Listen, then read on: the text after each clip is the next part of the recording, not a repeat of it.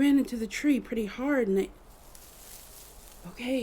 Okay, I'm stepping back. See? Plenty of space between us now. I'm not here to hurt you. I heard you running through the forest, and once I was overhead, I realized where you were headed. I couldn't just stand by and watch you run directly into a trap. So I took the risk that maybe you wouldn't hurt me while I tried to help you. Of course I was afraid of you. Do you not know what your kind tries to do to mine? Fae who choose to stay in the human realm are often hunted if they make the mistake of revealing themselves. To be honest, I'm not sure why I stopped you. You shouldn't be this deep in these woods in the first place. I suppose a wiser Fae would have allowed nature to take its course, but you were here alone and scared, and something inside of me knew you weren't here to hurt anyone, that you were in trouble yourself. Wait, I wouldn't go any further in this direction if I were you. There's a creature who inhabits a cave about a half-mile from here, and, well, you really don't want to find out what happens if you run into her. Perhaps I can help you find your way out of the woods at dawn? Unless you're comfortable allowing me to hold you and fly us above the tree line, we need a bit more light so you can see where we're walking.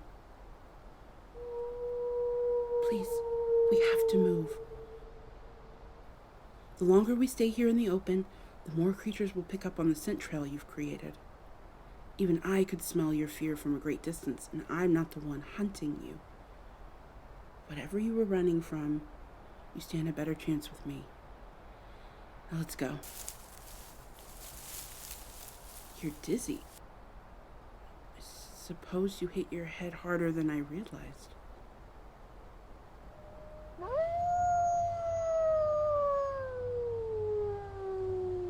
I know you have no reason to trust me, but if we want to get out of here before that wolf finds us, you don't have much of a choice. I'm going to carry you. I won't fly unless we absolutely have to. Hopefully, it will lose track of your scent as it mixes with mine.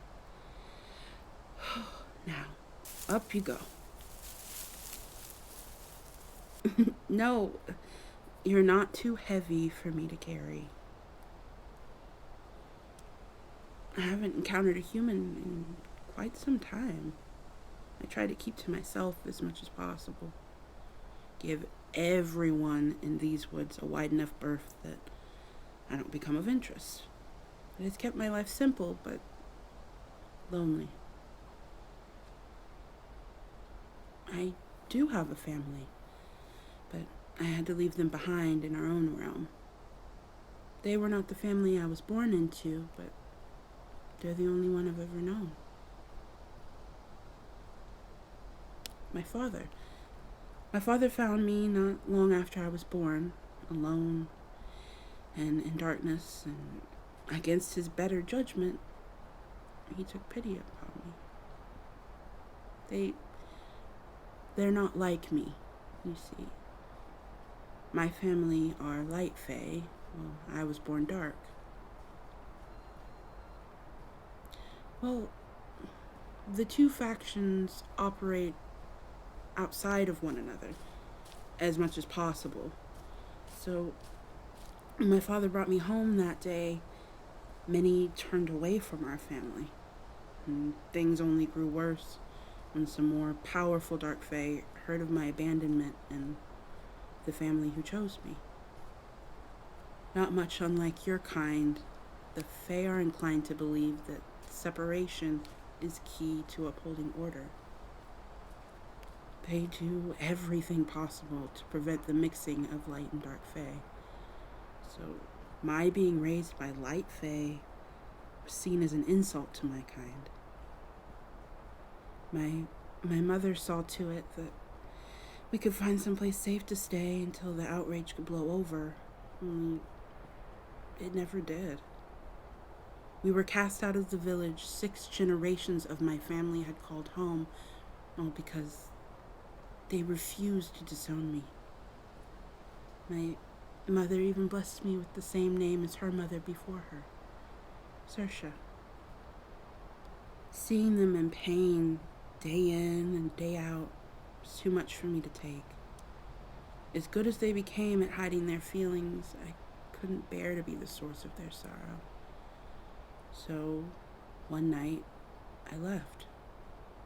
I found my way into the human realm with the help of my only friend. It was. I barely survived my first year in these woods. Found myself in the way of several very powerful creatures and paid the price for my ignorance. Having been hidden away out of fear my entire life, I knew nothing of any realm. My parents meant well, but in many ways, I believe they crippled me. Perhaps out of fear for me, or maybe fear of me, of what I could become. I did return to my own realm, yes. After a decade or so in these woods, I traced my way back and found someone who could show me the way to my family. They had left the caves we had called home and settled in a new village and were flourishing. I can still see my mother sitting in her garden, holding what I assumed to be her grandchild in her arms. The joy illuminated her face in a way I had never seen before. I saw my older brothers and sisters laughing and playing with their own children, but I couldn't see my father amongst them. My friend Melina told me of how my father tried to enter this realm to bring me home. That he had been caught by a Dark Fae and was killed.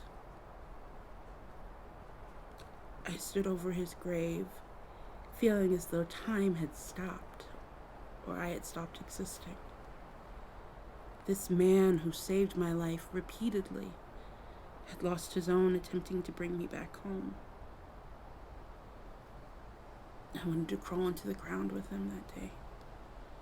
I wanted to take his place and give my mother back her love. So when I returned to this realm, to the secret garden I had lovingly tended to as my only source of connection to the earth, I couldn't bring myself to be as I was.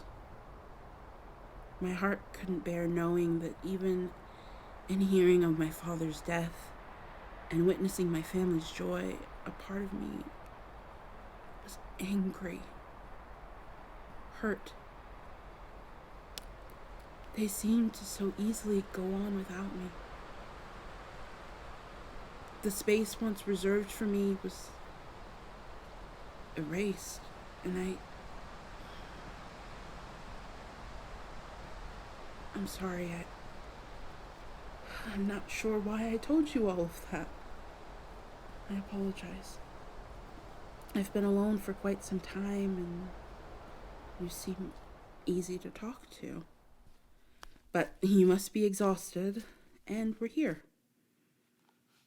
I know, and it doesn't look like much, but this cave is my home, and I'll gladly share it with you while you recover. Let me just set you down here on my bed. Those are all flowers from my enchanted garden. It's not far from here, but I keep it hidden, protected, so that the creatures who call it home can live peacefully without fear of being hunted or tormented by the other inhabitants of these woods. Here, let me get you some water. You must be thirsty. I collect and cleanse rainwater to keep in the cave. Have to keep the flower bed you rest upon alive and flourishing. I of course have the help of a few enchantments, but magic can only do so much. Living things still need water and nutrients in order to flourish. Let me help you sit up. Slowly slowly. You needn't rush. We wouldn't want you getting sick, would we? There you are. You can rest now.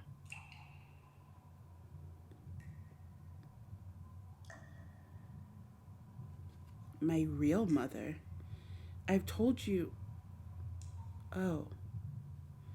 You're asking of my first mother, the one who birthed me?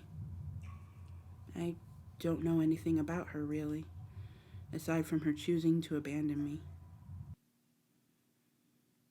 Yes. My father followed my cries, thinking a small animal may have been hurt, only to discover me inside an upturned box. It had been buried beneath a pile of leaves and grass.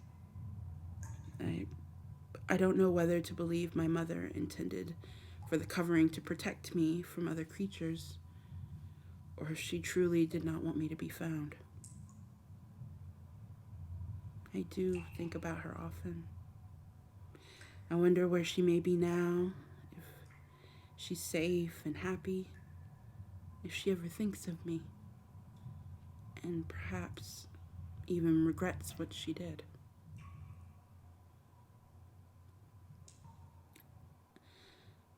I did try. I tried to hate her for a very long time, but my heart could never commit to the feeling. The anger would rise up into my throat, but by the time the cries could escape my mouth, they were coated in a deep sadness. I hurt for her. I worry.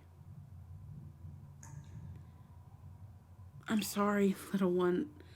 I do not mean to unburden myself, particularly when you ought to be resting.